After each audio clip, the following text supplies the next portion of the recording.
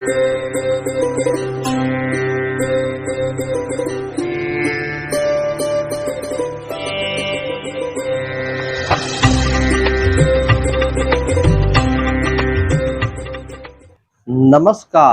प्रिय दर्शकों, हाजिर हूँ मैं पान के पत्ते से संबंधित कुछ ऐसे असरदार टोटके लेकर, जो कि यदि आप करते हो तो आप विश्वास मानिए आपको वह अपना असर अवश्य दिखाएंगे।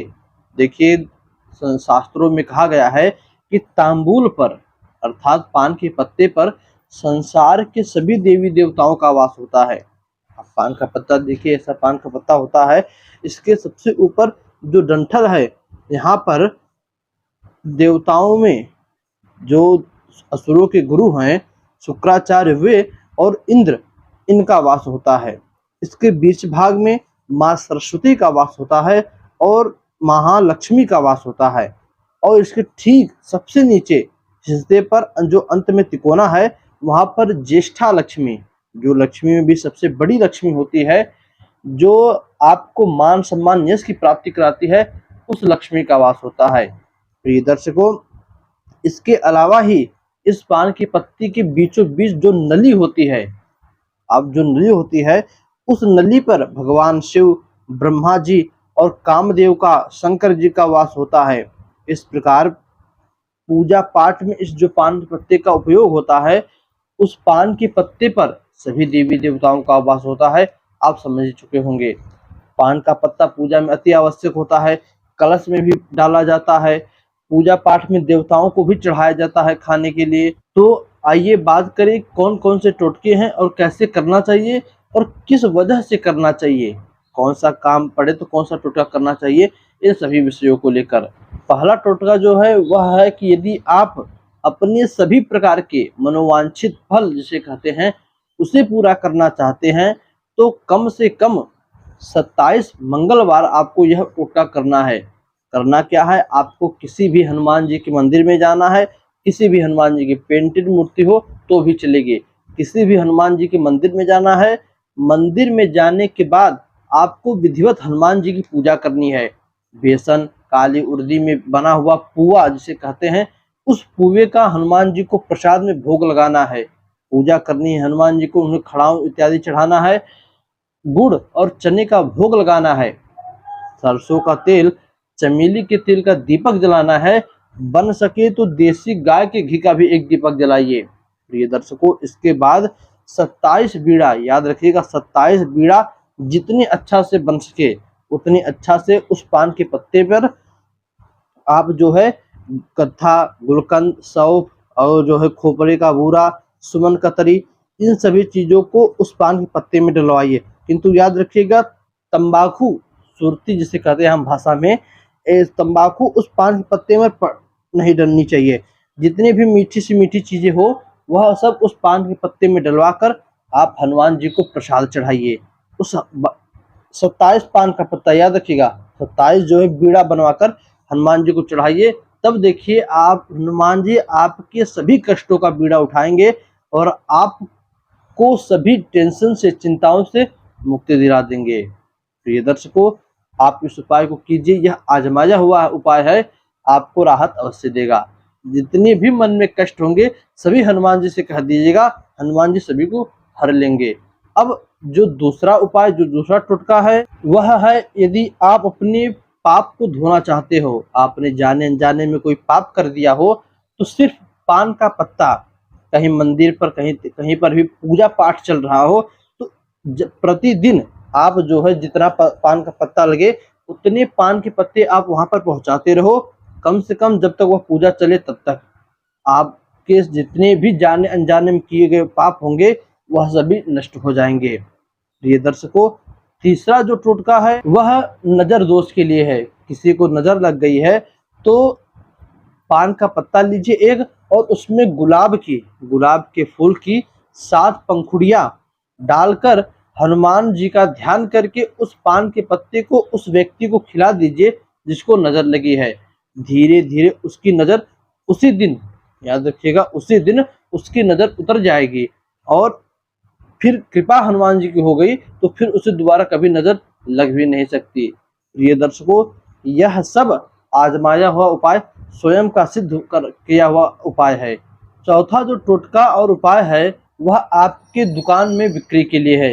यदि आपको लगता है किसी ने तंत्र प्रयोग से या किसी भी प्रकार से आपकी दुकान बांध दी हो, तब ऐसी अवस्था में आपको शनिवार के दिन, याद रखिएगा, शनिवार के दिन 5 पीपल का पत्ता लेना है और 5 जो है पान का पत्ता लेना है। पहले एक उन दोनों को मिलाकर माला बनानी है। पहले एक पीपल का पत्ता लगाइए, फिर पान का, फिर पीपल का पत्ता, फिर पान का पत्ता।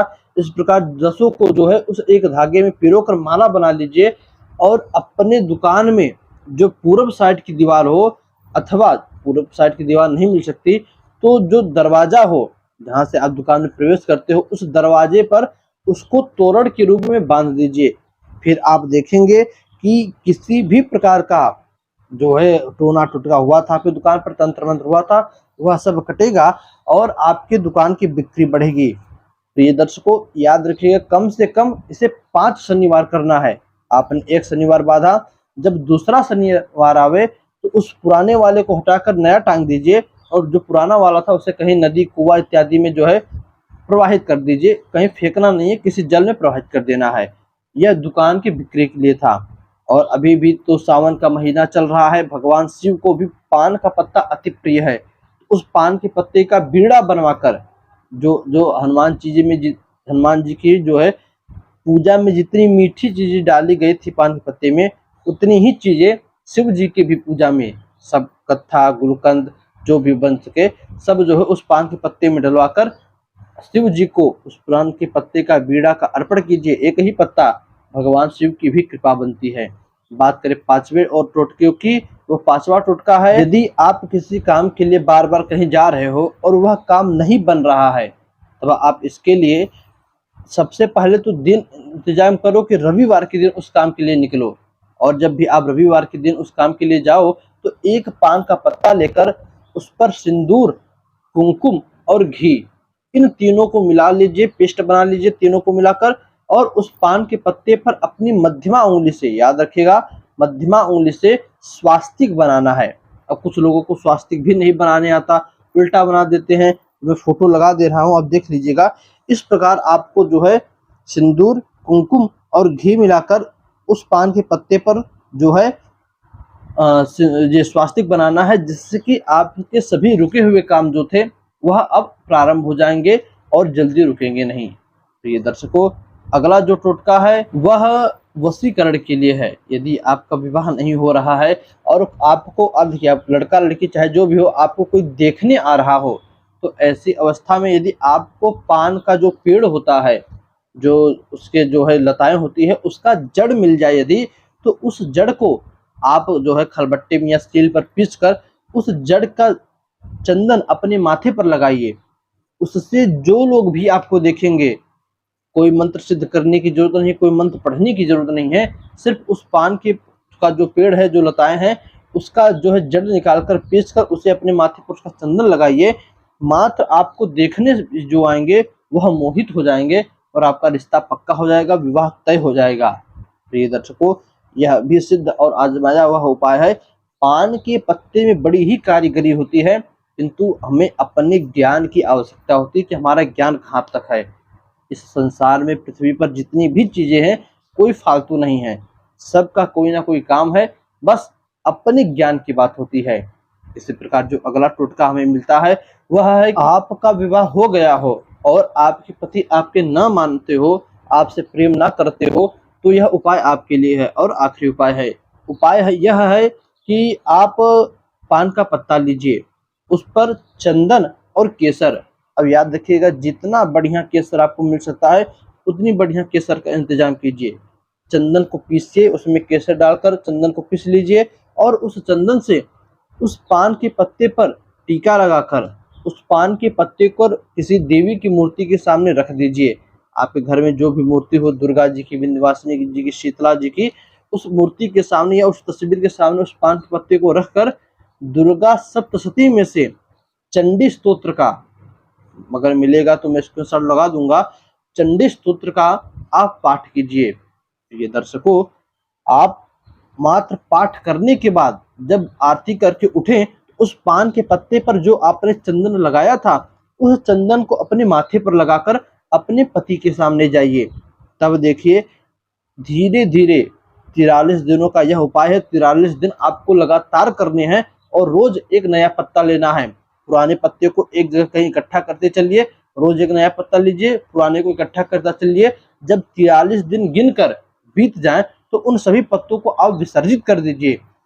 आप देखेंगे कि 43 दिन के अंदर ही 10-15 दिन बीते कि धीरे-धीरे आपके पति का प्रेम आपके प्रति बढ़ता चला जाएगा।